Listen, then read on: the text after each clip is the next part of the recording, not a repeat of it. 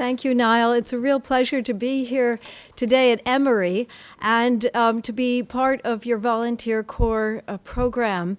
I salute the undergraduates who are here, and I just have to express my pleasure in meeting you, the children of my friends who are now teaching you.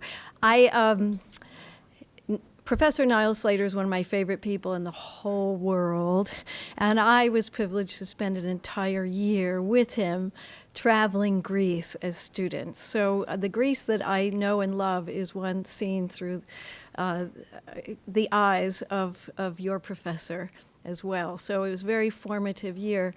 And Professor McPhee, Professor Hartwig, all of many people I love and know and respect and who are friends are here, and you're so lucky to be studying with them, and I'm sure that they're very lucky to be working with you as well. So it's always a thrill to speak about the Parthenon, and how many of you have studied this in class one way or another? Let's see. Excellent. So I will give you a new look at it. Round about 440 BC, when this astonishing temple was still under construction, the historian Herodotus wrote a famous account of a meeting between King Croesus of Lydia, the richest man in the world just over a century earlier, and that renowned Athenian lawgiver Solon. Receiving Solon at his lavish palace in Sardis, Croesus asks the sage to tell him just who was the happiest man he had ever met in his long life and wide travels. Solon disappoints the super-rich king, who is expecting to be that man himself. Instead, Solon recounts the story of Tellus the Athenian, whose children were both beautiful and good, and who lived to see the birth of his grandchildren, and who came to a most glorious end, dying bravely in battle, giving his life in defense of his city. For making this ultimate sacrifice, Tellus was commemorated with public burial and honors. Now, the values expressed in Herodotus' sketch of the ideal and happiest Athenian, one who enjoys eudaimonia, a state of highest human good in which all is well with the spirits, what we might call human flourishing today. These values are completely in sync with the messaging of the sculptures that decorate this, Athens' most glorious monument, the Parthenon. Since the time the Parthenon was built nearly 2,500 years ago, it has meant many things to many people, from temple to church, mosque, ruin, and icon. From the Enlightenment onwards, it has come to represent the paragon of excellence in architecture, design, proportion, harmony, as well as the pinnacle of aesthetic beauty in the carving of its sculpture decoration. Above all, the Parthenon has come to be the very symbol of democracy itself, a receptacle into which we have poured all we think it means to be civilized. But like so many icons, the Parthenon suffers from what I like to call the magnet and mirror syndrome. The object of beauty draws us to it like a magnet, and then once there, we wish to see ourselves in it and appropriate it in our own terms. And in this process, the building's original meaning can become very much obscured. In looking at the Parthenon, Western culture inevitably sees itself. Indeed, it sees only what flatters its own self-image or explains it through a connection to the birthplace of democracy. But what did the Parthenon mean to those who built it and worshipped at it for nearly 900 years? This afternoon, I'd like to take the long view across imagined eons of time and endeavor to see the Parthenon through ancient eyes. This long view enables us to recognize the power of genealogical myth, the stories of heroic ancestors, founding fathers and mothers, in shaping the stories that are carved in stone and projected on the great billboards of the Acropolis, temple pediments, metopes, and friezes from the archaic period on.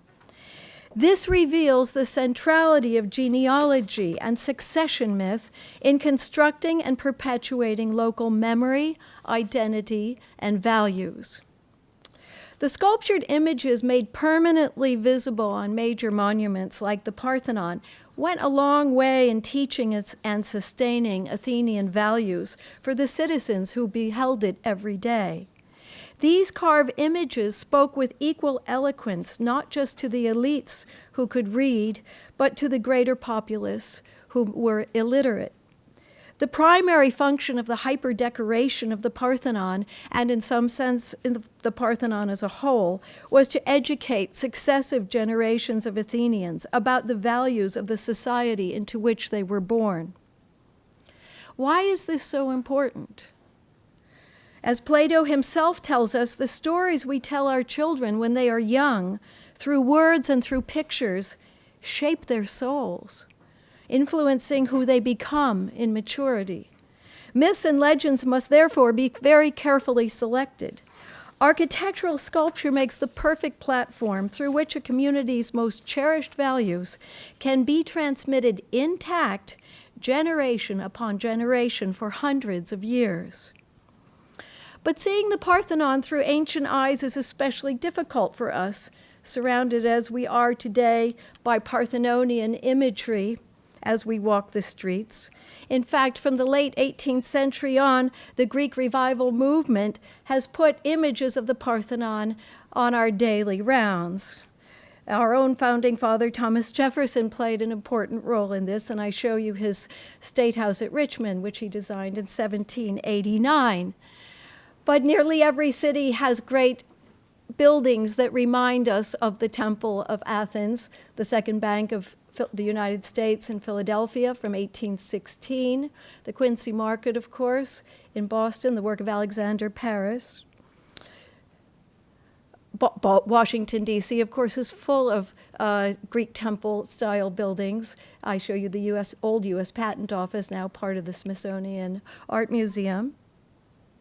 You may even see a few examples of it closer to home. Recently, I was making my way from London back to Heathrow, and I stopped off to see a friend of mine and her wonderful house designed by George Frederick Botley. And there in her kitchen, I was confronted by casts of the Parthenon frieze from the 19th century. Anthea made me a coffee there in front of the horse riders. And just behind the biscuit tins, one of the most famous panels from the very northwest corner of the Parthenon. Back home in New York, of course, on Wall Street, we see the Parthenon every day in the former U.S. Custom House.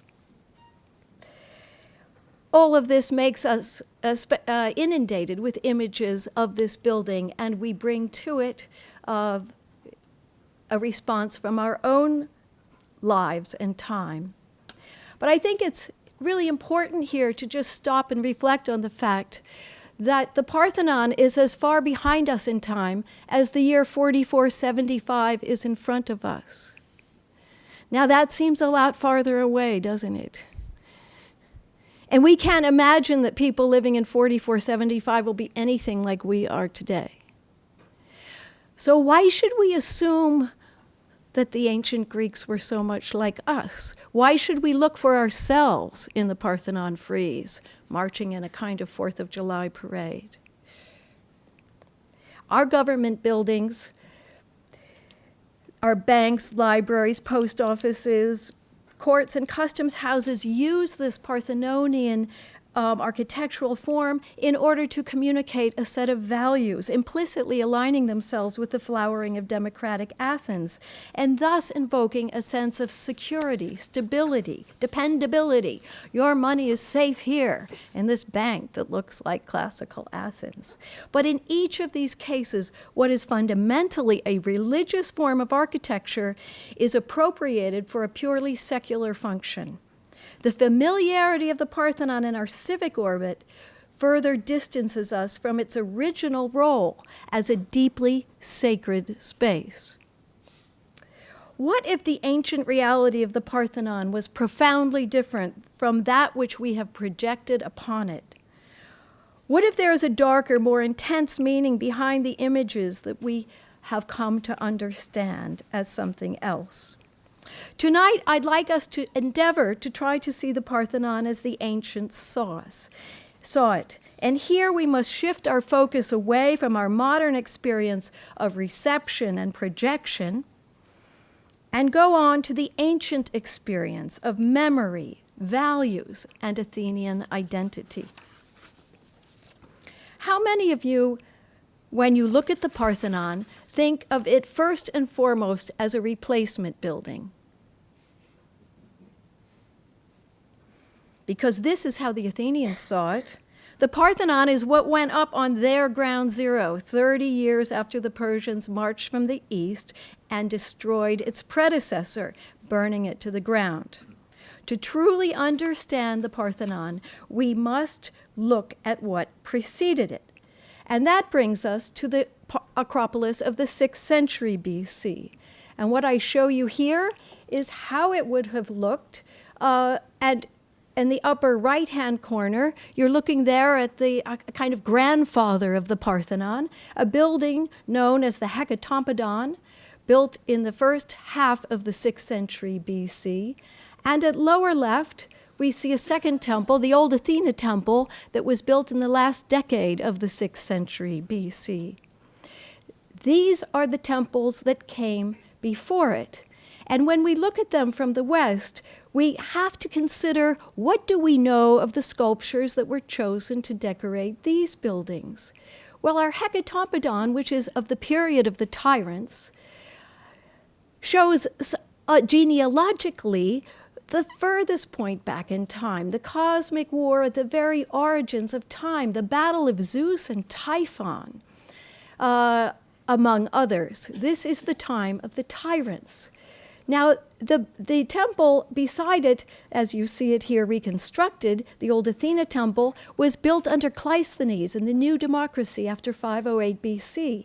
And here, the next generation down is shown. It's the gods not fighting the Titans, it's the gods fighting their siblings, the giants, in the battle of the gods and the giants. At some point, it was decided that the grandfather of the Parthenon, the Parthenon of the tyrants, perhaps was no longer desired in the time of the new democracy, the early part of the 5th century BC. And so a new temple was constructed on its spot. And there you see here a new temple under construction in 480 BC. We now know that it got to a level of 3 column drums high on the platform. And it was to stand side by the Cleisthenic, the new temple of democracy, there, the old Athena temple. This is what the Acropolis looked like in 480 BC when the unthinkable happened. The Persians marched on the Acropolis, on all of Athens, and burned these holy temples to the ground. Of course, the people of Athens could see the Persian threat coming. Most of them evacuated to the island of Salamis, where they watched in horror as the smoke came up from the Acropolis itself. They, of course, expected their city to be destroyed, but they were very surprised that their holiest sacred places were destroyed as well, because within Greek warfare, there was an unwritten rule that you respected the holy places of the enemy, and though you destroyed their city and their people, you left their temples intact. So this was an enormous shock when they saw their temples torn down. And here, I like to think about the teenagers of 480 BC. Pericles, around about 15 years old, of course, he would grow up to become the greatest general and politician of the flowering of 5th century Athens. He would also grow up to become a friend of Sophocles, who we know was 16 years old in 480 BC, because a few months later, when the Greeks reversed their losses and defeated the Persian fleet at the Battle of Salamis, they chose Sophocles to lead the victory dance. He was already something of a dance captain, performer. charismatic guy. Of course, he would go on to become one of the greatest playwrights of all times. And I have to ask myself, was it this trauma of watching your sacred places burn at this tender age of 15 and 16? Is this what pushed this generation to become the greatest generation?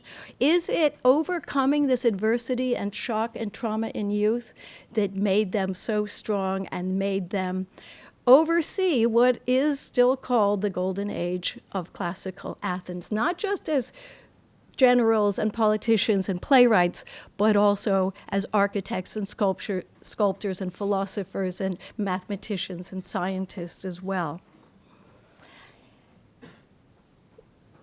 They took the decision early on not to rebuild the Acropolis, that is in 480 BC. Why?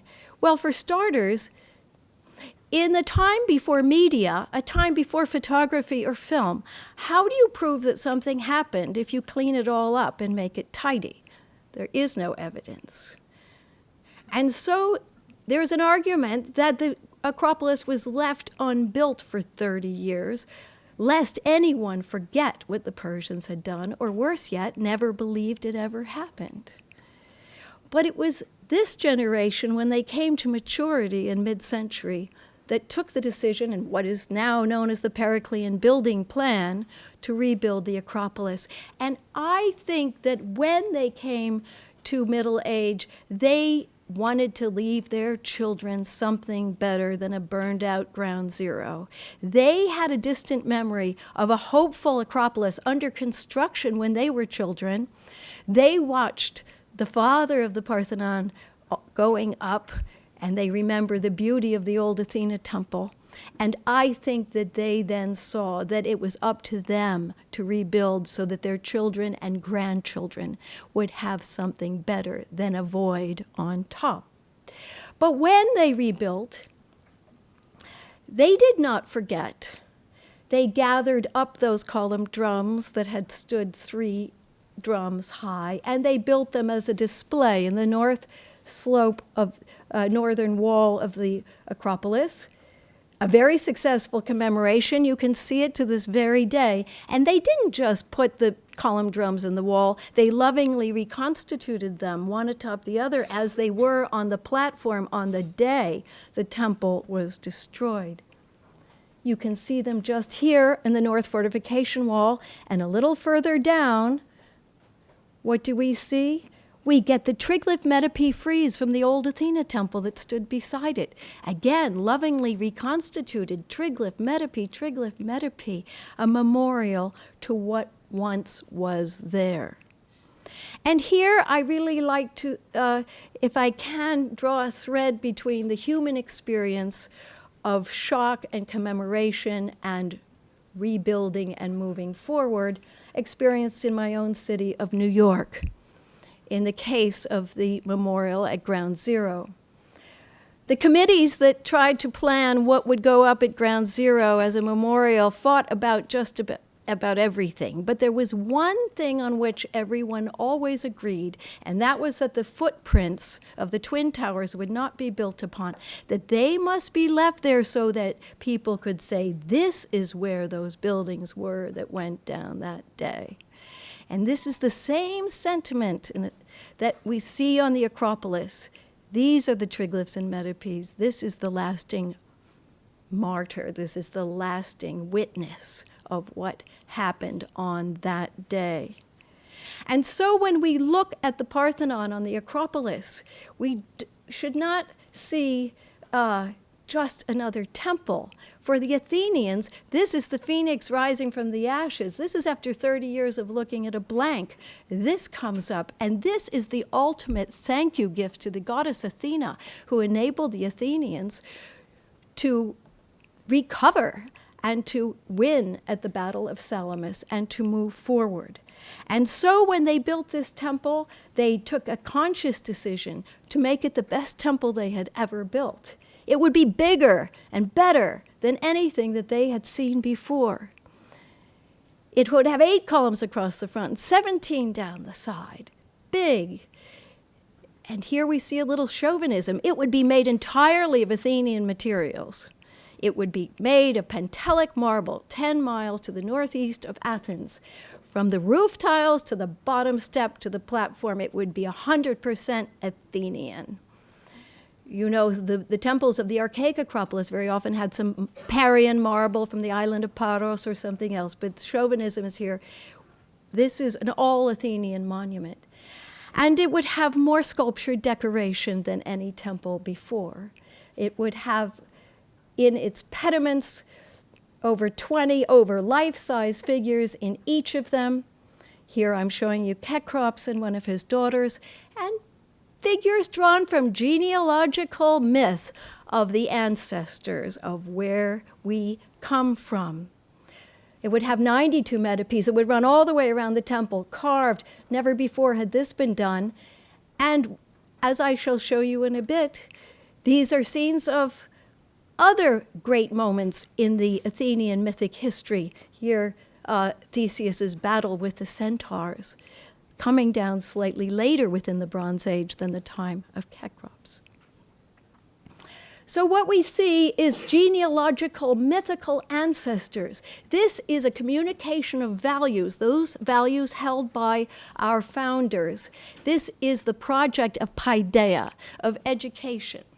It is much more than attractive decoration. It is a teaching effort. So if we look at the pediments themselves, we really are also pushing back in time. It's about layers and layers and layers of time. And what is the beginning? The birth of Athena is the beginning of Athens. Athens takes its name from her, and it's on the east side, the primary side of the temple. In a sense, the west pediment is the birth of Athens, in that you have the Athenian royal family and the royal family of Eleusis, and you get this, you're coming down in time, from the time of the birth of the gods to the time in which we have a formal polis situation under Cecrops and his opposite numbers at Eleusis, here and here. The cycle of metopes is really terribly interesting because, again, we see this layering back into time of succession myth. On the east side, we get the early phase of the cosmic battles, the gigantomachy, gods against giants. Coming down in time, the time of Theseus. Theseus in the Centauromachi and the Amazonomachi here. We come down even lower in time in the Bronze Age for the North metopes, where we have the fall of Troy, the boundary event of all times, that is, that separates the truly mythical from historical times. And what happens in the story of the Iliad? We have an Athenian king, Erechtheus, the only king of Athens mentioned by Homer at all, and he sends ships in books 2 of the Iliad.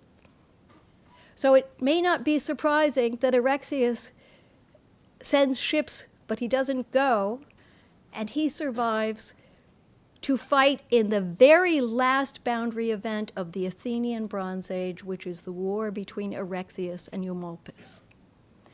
And this is what I believe we are looking at in the sculptured frieze.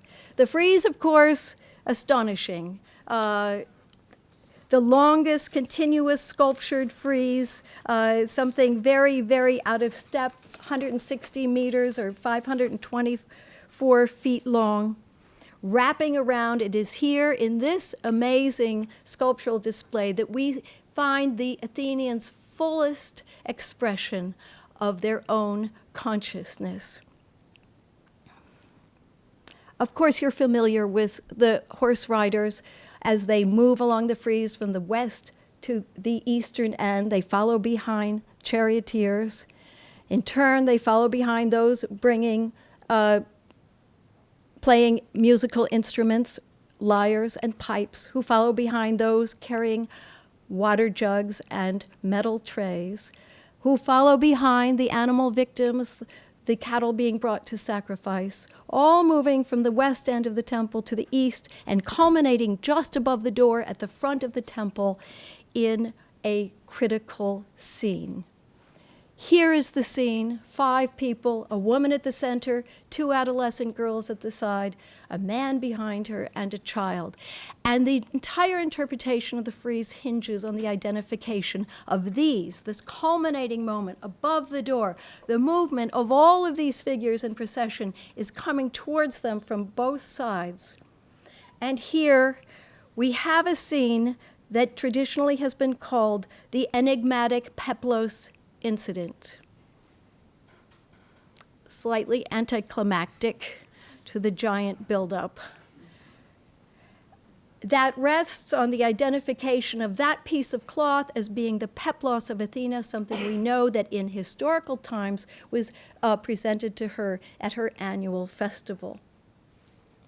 In fact, the suggestion that this is a Peplos was first offered in the 18th century by gentlemen travelers and amateur artists and architect James Stewart and Nicholas Rivette, who went to Athens in the 1750s for drawing and measuring, and they produced 3 beautiful volume book and the edition of 1787. They throw out a gentle question.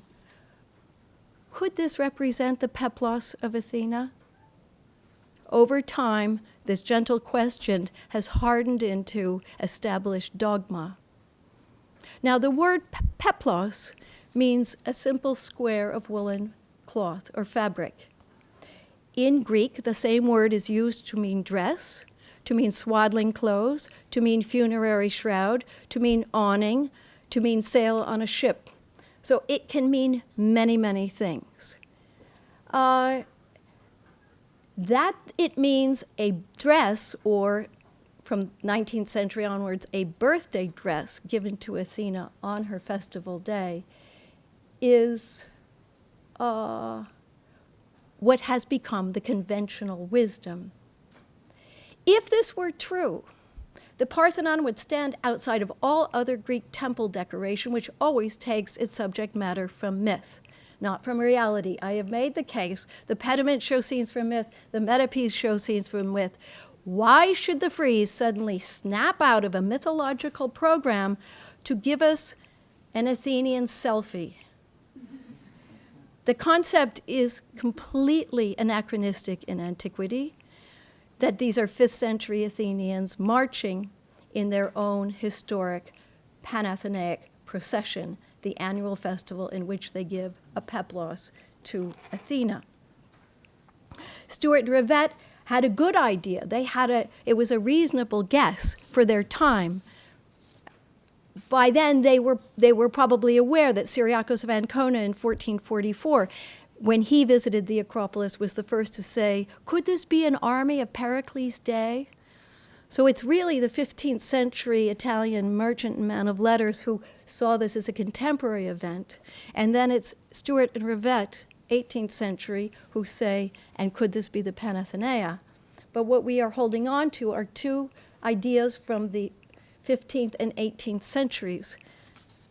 And we have a lot of new evidence that has come to us since that time.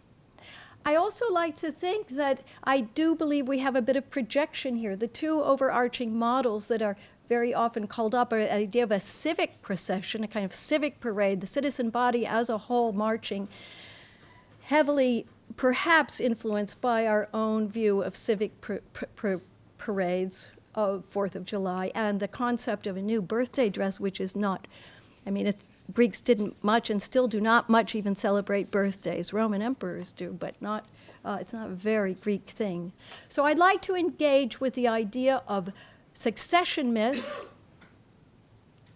as a way to push back in time genealogy, memory, and values. This is how you get the glue that holds a people and a society together. To answer that most compelling of all human questions, where do I come from?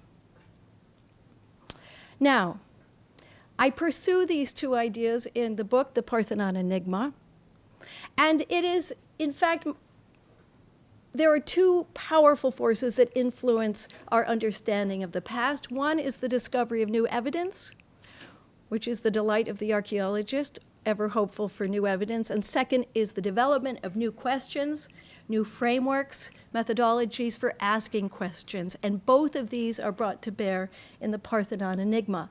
The new evidence has actually been around for a while, but only recognized as such fairly recently. It was found in 1901-02 by Pierre Zhuge, a French excavator at Medinet Goran near the Fayoum oasis. He found hundreds of 3rd century BC Ptolemaic mummies, and he's contemplating one here, the beautiful face made of paper mache. These are cheap mummy casings. They are not gold like King Tut's sarcophagus. Your average people in the Hellenistic period would have paper mache, cheaper sarcophagi. And Zhuge brought these back to Paris.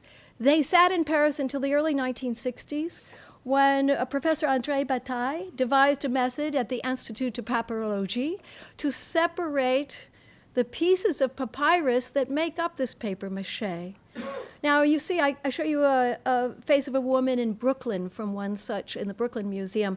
You see gilding on her face. You can actually make this paper mache cartonnage, as it's called, look very nice and rich, but it's quite cheap. When the scribes at Alexandria and elsewhere would be copying manuscripts, and they would inevitably make an error in the days before copy machines, they would all be done by hand. They would throw it, the mistaken sheet, into the recycle bin, and that papyrus, it was a valuable commodity. You wouldn't throw it away. You would recycle it. It would go off to the morticians, and they would use it helter-skelter to make paper mache coffins, which is why these burials are our best source of lost and new Greek texts and unknown Greek texts.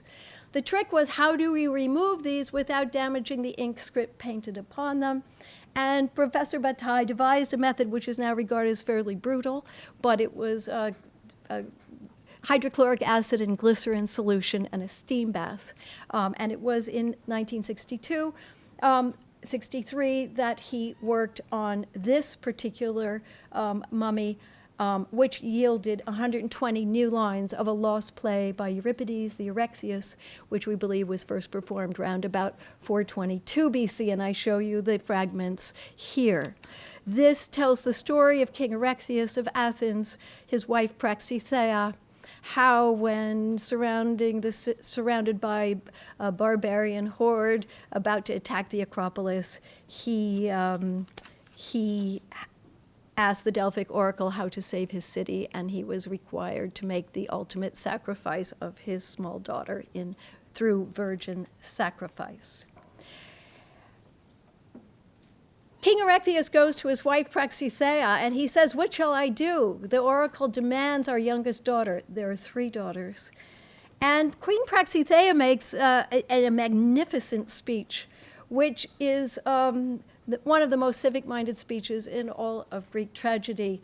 The city as a whole has one name and many dwell in it. Is it right for me to destroy all these when it is possible for me to give one girl to die on behalf of all? The ruin of one person's house is of less consequence and brings less grief than that of the whole city. If I had sons in my house rather than daughters, wouldn't I send my sons into battle, fearing for their deaths? I only have girls, so I will give one. I hate women who choose life for their children rather than the common good or urge cowardice. And she goes on and on. Others may rule, but I will save the city. The discovery of this papyrus fragments was big news in the 1960s, and glossy magazines like Life ran big spreads, "Secrets cooked from a mummy." And at this point, I used to tell my students, it's just so sad that in today's world, can you imagine any of our glossy magazines running hot news from the papyrological world? Until 2 years ago, when I had to eat my own words, when the Journal of Record of New York City, the New York Post, in the special Pack Your Baguettes edition, did this. And they called me up and they said, "Do you by any chance have a photograph of the papyrus, Sorbonne papyrus number 2328? And I said, "I sure do. Here it is." And this is now my favorite journalist in New York, Larry Gatlin. He's actually, his beat is comedy, which is why he couldn't resist putting Bill Murray in to this discussion of the Parthenon once again. At any rate, the New York Post did a fine job of talking about King Erechtheus and the sacrifice that was necessary to save Athens. So what happens is that they sacrifice the girl, not knowing that the two older sisters had made a vow that if one died, the others would die as well, a kind of three musketeers, all for one and one for all. And they made a solemn oath, and they leapt off the cliffs of the Acropolis in a suicide pact. Erechtheus goes off to battle, leading the Athenians, and he is killed in battle by Poseidon, swallowed up in a chasm in the earth. And so at the end of the play, and these new fragments show Athena appearing to Proxy Thea, who is standing alone. She thought she was giving one child, but she has had her entire family wiped out. This was a sacrifice way beyond what she was prepared to give. And Athena says to her, bury your daughters in a common tomb and build a temenos to them, and bury your husband in the middle of the Acropolis and build a precinct to him. And I will make you my first priestess, and only you can look after my altar, and only you can start fire sacrifice on it. Do any of you know what the word Parthenon means?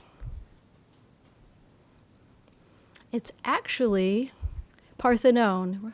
It's genitive plural. It's an omega, not an omicron. It means place of the maidens. And there is a temple on the Acropolis called Place of the Maidens. And it stands beside a second temple, which is called the Erechtheion, which means the place of Erechtheus. And this speech of Athena can be read as a charter myth for the building of these two structures that stand to this day, Place of the Maidens and Place of Erechtheus. Both of them are temples of Athena, but they were perceived to stand atop the tomb of the maidens and the tomb of Erechtheus. And once we engage with this way of seeing it, many things come together. Now, in fact, it was only the westernmost room of the Parthenon that was called Parthenon in the 5th century BC. It's not until Demosthenes in the 4th century that the whole building is called the Parthenon. And I believe the Athenians perceived the maidens to be buried under that westernmost room, just as we know they perceived Erechtheus' tomb to be under the westernmost room of the Erechtheion. And this helps explain why these two temples had one priestess in historical times, looking after both of them. Most temples have their own priest or their own priestess, not two. But this is mirroring the foundation myth in which Proxy Thea is looking after her husband's place and her daughter's place. And this also explains why these two temples share a single altar. Most temples have their own altar. But in this case, it mirrors, again, the foundation myth. So this becomes very simple when we look what's right above the door of this temple. We see a dead center, a woman, Proxy Thea, the sole survivor of this family. To the left, the two daughters who sacrificed themselves by leaping off the Acropolis. At the right, her husband preparing the youngest daughter for sacrifice. In fact, it's Proxy Thea that started this. It was my Priestess book that started this because I had to address the woman in the middle of the Parthenon frieze. She's always called the historical priestess of Athena. And I had a problem with her iconographically because historical priestesses of Athena have one iconographic element that signifies female priesthood, and that is the temple key. So on the cover of my book, here you see a priestess at Delphi holding a big temple key over her shoulder. It shows that she is the agency to lock and unlock the temple. Grave reliefs of priestesses, here is one, Koirene from Eleusis, hold the temple key. So important is this signifier that they are shown in death as agents of the temple. Why doesn't the woman on the Parthenon frieze have one? well, she's about to become the priestess, but there's no temple to lock or unlock yet. She is the queen of Athens, who is the priestess. She will be the model on which all other priestesses look to, and she is right above the door of the temple. So, when we look to the little child at right, I believe that what we're looking at here is the preparation for the pre-battle sacrifice. All battles have a pre-battle sacrifice and a post-battle sacrifice. This was required by the oracle. The little girl is shown naked because she is in the process of changing out of her daily clothes to put on her funerary dress. In Greek tragedy, virgins, when they go to their deaths, are dressed in their bridal clothes. They are dressed in very fancy costume. Now, you'll see much written about whether this is a boy buttocks or a girl buttocks. Much has been written, including John Boardman's article that actually goes to the anatomy books to look, what does it look like? This is a shocking scene. This is communicating a story. It's simultaneous narrative. She, yes, painted white, the nudity of her skin would show that something inauspicious is about to happen. This is tragic, and she is taking off her daily clothes and putting on the funerary dress. Now, people have really fought over the identifying the sex of that figure, and I would just like to make a small point here. It doesn't matter whether this looks to us today like a girl or a boy. What matters, A, is context, and 2, Greek artists of this period were so unused to drawing the female nude that when they were confronted with this challenge, they relied on what they knew best, which was the male nude. So let's look at this vase in Bari. This is a vase that looks like 3 athletes at the Palaestra. You see the one on far left, he's scraping himself with a strigil. He's been wrestling, or he has all the sand and sweat on him and scraping it off, and the other 2 are at a basin washing themselves. It looks like a standard Palaestra scene of young men, until you look at the whole vase. And they're not boys, they're girls. You can turn an otherwise male body into the female by sticking a breast under the armpit. Do you see? So I really don't think it matters if the line of that buttock, to us, it's not about us or how we feel about it. The artist relied on the male nude because it was most familiar to them. If we look iconographically, what is the most familiar thing of this, the so-called enigmatic Peplos Incident? What does it look like elsewhere? I think it looks like a dressing scene, and I show you a vase in the Louvre, which has a bride at the left. Her serving maid is displaying the dress about to be put on, which communicates a wedding is about to happen, and then a little girl at the right, a serving maid with the jewelry box, the metal jewelry box with lion's paw feet, with all of the adornment to put on before the bride goes out. Here, I think we have the display. I think that the father is helping the daughter, but the important thing is, this is a shroud. This is a death shroud. A death is about to happen. This is how you foreshadow what is coming. And we have one of the sisters holding what is likely to be a jewelry box with a lion's paw foot. We know that Aristides tells us, and her mother dressed her up just as she was sent, as if she were sending her to a festival. So Proxy Thea dressed the little girl up, and there is this box. The other 2, the 2 girls at the left, have never fitted well into anything that generally regarded as temple servants, bringing furniture in, footstools for the priest and priestesses to sit down on. But I want to take a look at what is on their heads, and you can see that there would have been a little stool leg there, one would have been doweled in there, carved in the round and doweled in that hole, one painted in the back. And though they look like seat cushions on stools to us, I can show you many examples from Greek vase painting, and this by Exekias, where clean and beautiful fancy fabric is transported on low stools. In the days before dry cleaning, you do not manhandle woven fabric that may have taken 9 months to weave with purple and gold thread. You did not touch it. You carried it thus. And I believe that those are their funerary dresses, their shrouds, because shrouds equal imminent death. And again, it's a way of communication through signs and symbols that these two are going to die also, though Proxy Thea doesn't know it yet. And so if we look at that in the center as the pre-battle sacrifice, a number of things fall in place. The gods turn their back on the central scene. This has always been problematic with the traditional interpretation, because if that is the dress that is to be presented to Athena, Athena turns her back on the dress. Here is one of Stewart and Rivette's drawings. The body language is terrible. In Greek art, if to turn your back on that dress would suggest you were rejecting the gift. So, but if we think about it in terms of an imminent death, it fits beautifully with Greek tragedy. Gods cannot watch the deaths of mortals. And in so many Greek tragedies, just before a mortal dies, the god will say, now I must leave the house because I cannot watch this. It is polluting.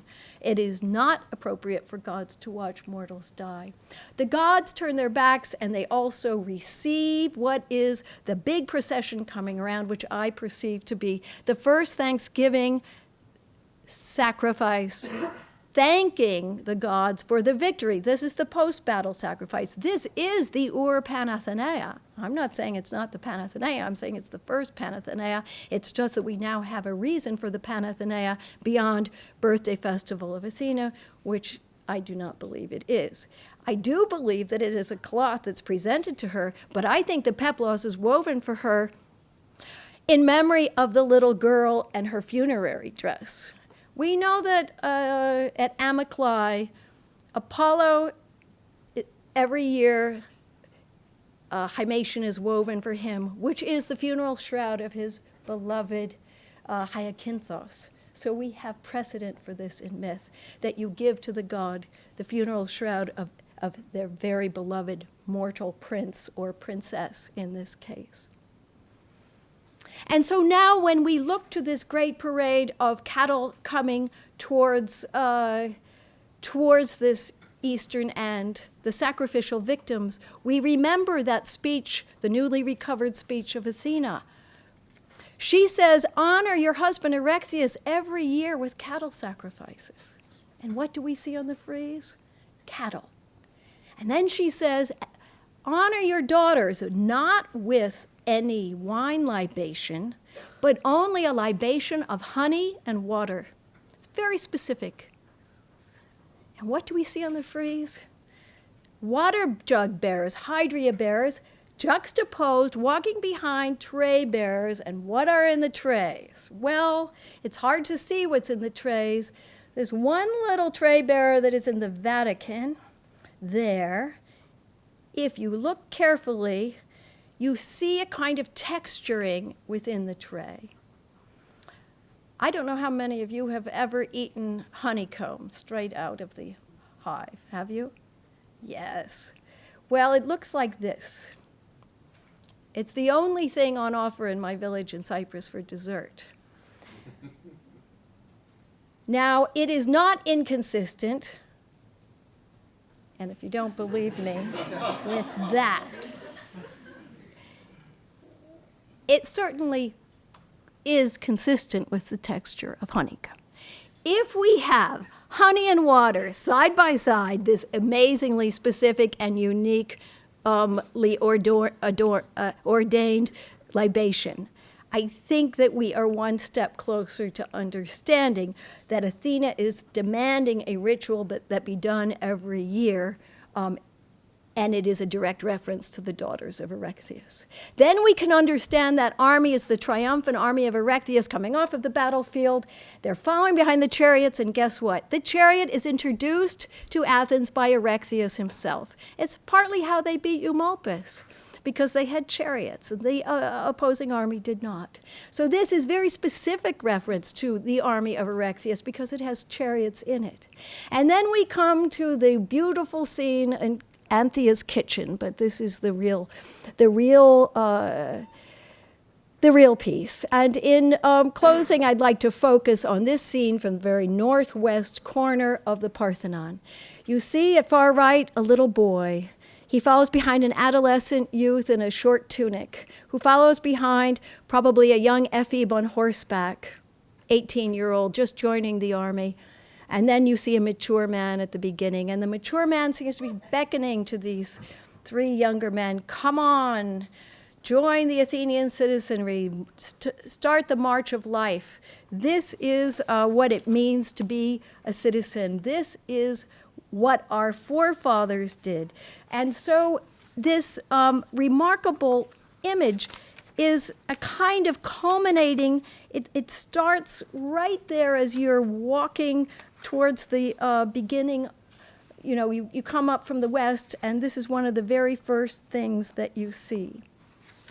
I think that this image is especially compelling because it shows the stages of life that lead up to the moment that all Athenian young men would, around about their 18th birthday, would go up near that cave on the eastern slopes of the Acropolis and swear an oath upon their arms as they wrote their names on their deme lists and became citizens and became soldiers.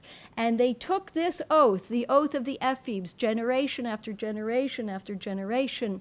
I will not bring dishonor on my sacred weapons, nor will I abandon my comrades wherever I shall be stationed. I will defend the rights of gods and men, and I will not leave my country smaller when I die, but greater and better so far as I am able by myself and with the help of all. The oath is very important in keeping the values intact generation after generation. And so in looking at all of this material, when we return to the Parthenon as an icon, of course the 5th century Athenians saw it as a paragon of excellence in architecture and a pinnacle of aesthetic beauty. But they saw much more than this.